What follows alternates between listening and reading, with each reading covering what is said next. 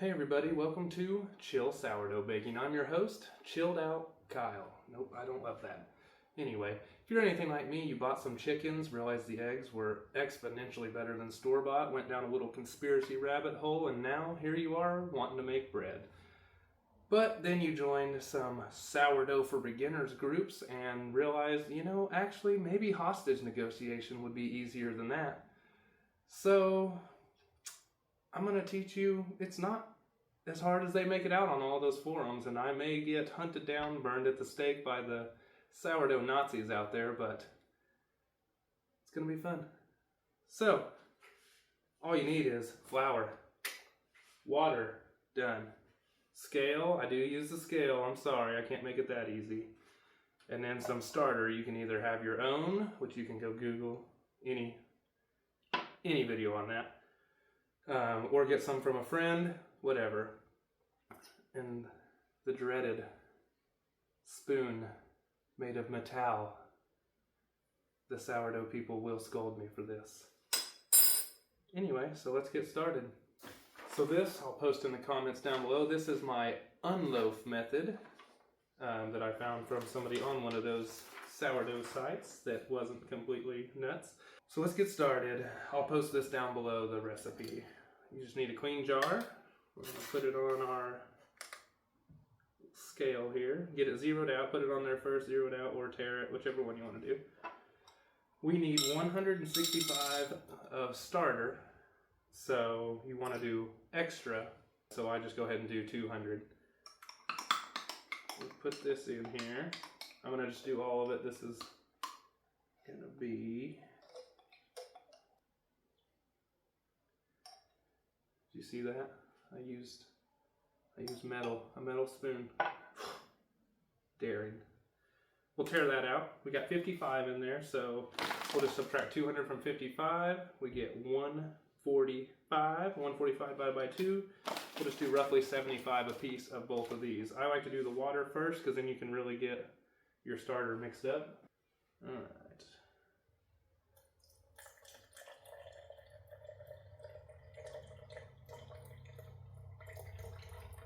Alright, I went way past it. That's fine. Crazy enough, it's not going to kill it. It's still going to make bread. I got to 84, so now we're just going to get as close as we can with the flour to 84. So we'll tear it out again. Let's get a new spoon. I always do a little wheat because it just seems like the yeast likes it better, eats better, gets peaks quicker. So I'll just do 2 or 3 of them. That gets us to 30, we'll do a little more.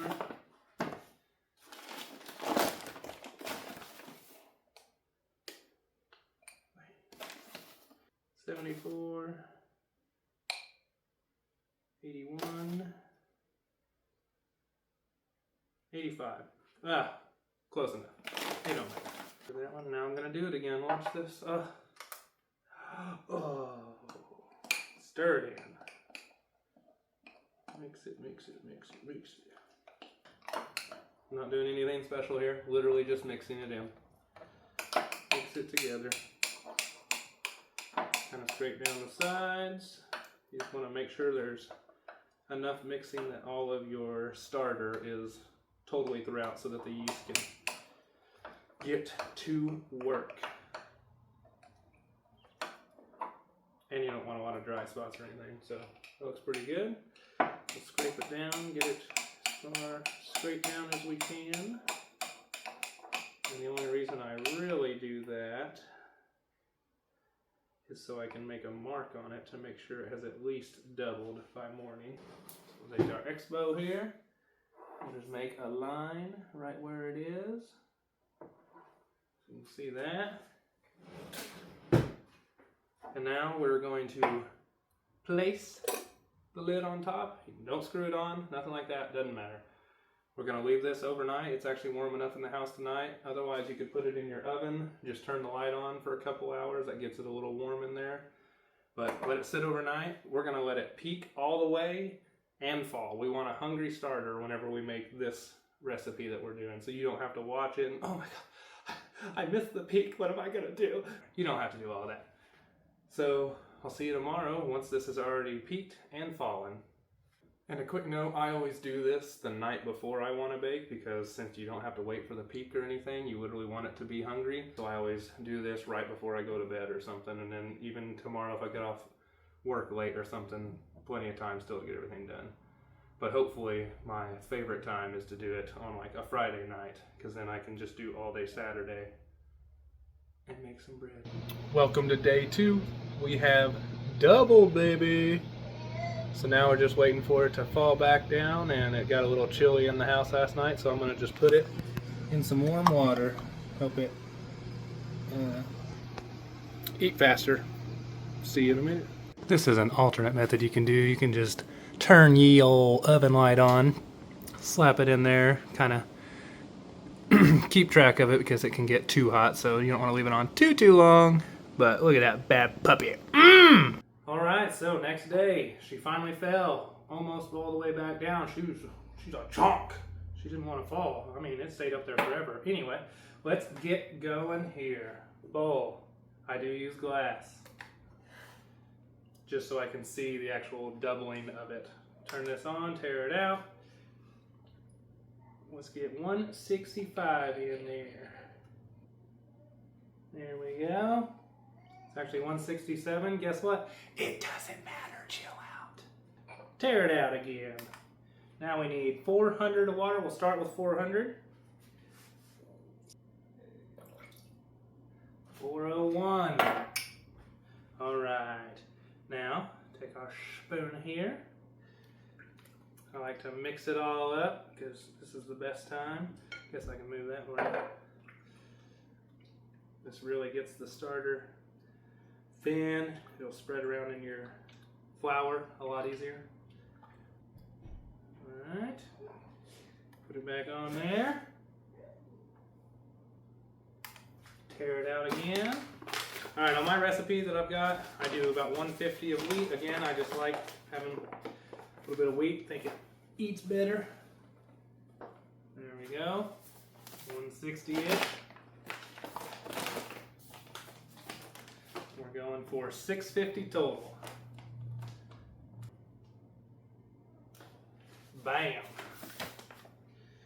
652. All right. Oh, hang on. One more. Tear that out. If you want to be a little fancy, you can do your Himalayan saw like this.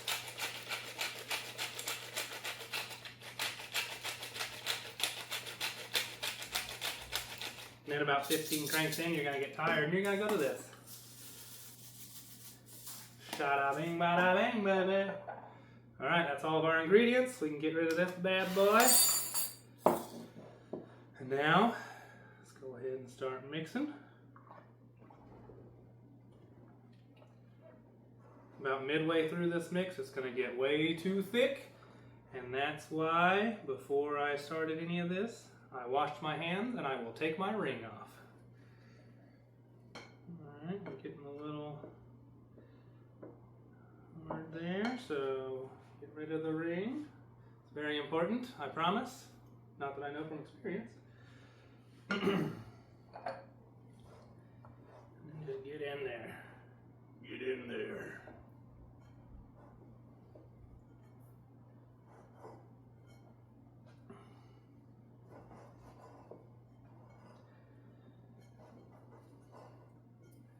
I'm not doing anything in particular here, literally just kind of turning it over and over. I guess I'm semi-folding it, if you want to call it that.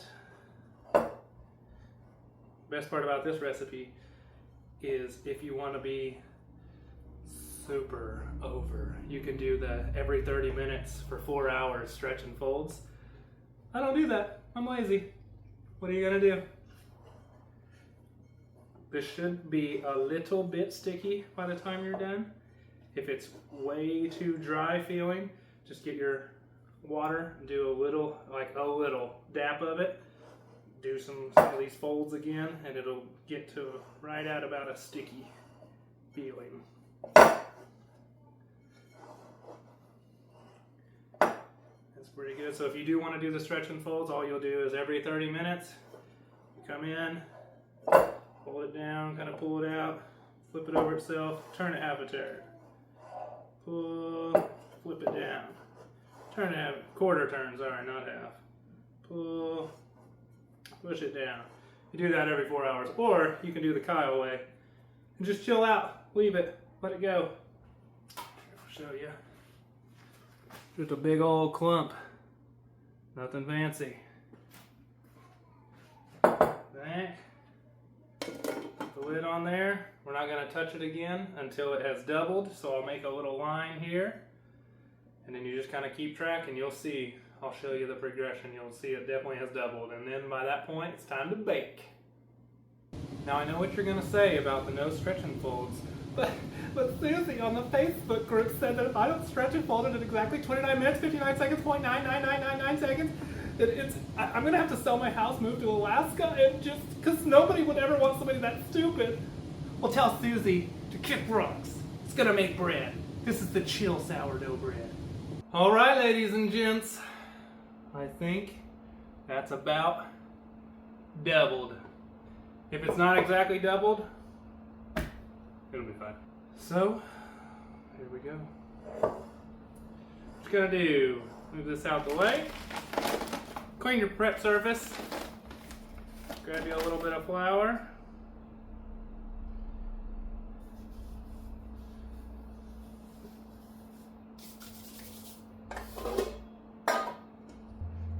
Get your non-stick spoon.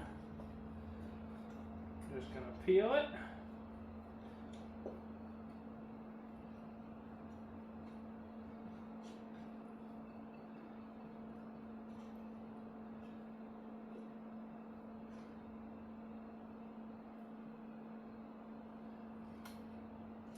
Apply it. Alright. What I found key in doing all this part is touch it fast. Otherwise it can sometimes be too sticky. I'm just doing a little bit of stretching and folding, not that every 30-minute stuff. Kind of make it into a little bit, because I'm making usable bread. This is sandwich bread. We're putting it in this bad boy. So make it square-ish. And then you can kind of roll it. Because as you're rolling it, that's giving you that tight outer crust. And then we'll do the old pull. Give it that tight skin. That's good enough. Bam! Snap it in there, and then I like to just kind of press it a little bit into the corners. You can actually see what I'm doing.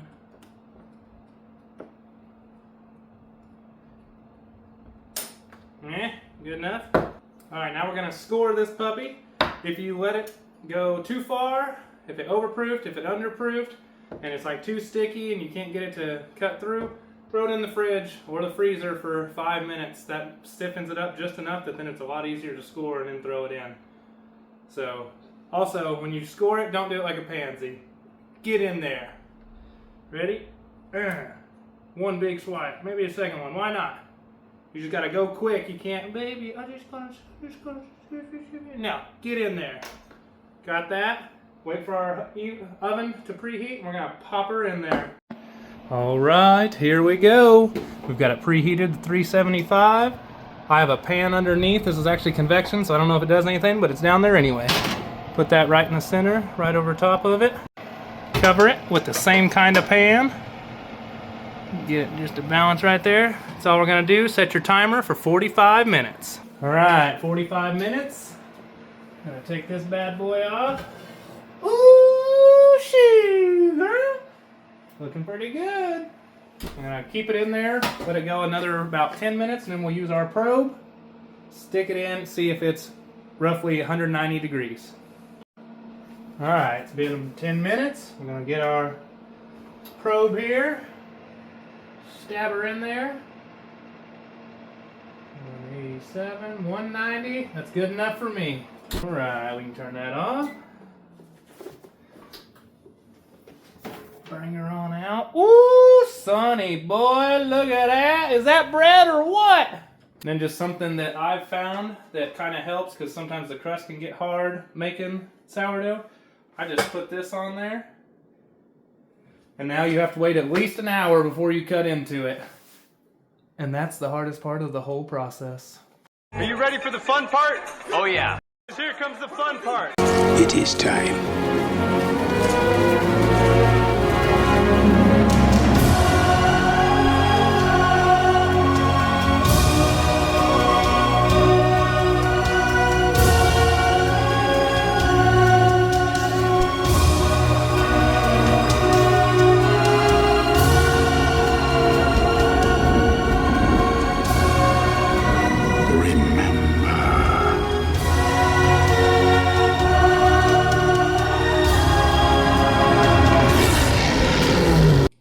And there you have it, everybody. The most chill sourdough baking you'll ever do. Now what I'm going to do is cut this up, make it into bread size pieces, or sandwich bread size pieces. Throw it into a baggie, 2 to 3 at a time. Pop it in the freezer. Get them out when you're ready to eat. Lasts for weeks. Thanks for joining.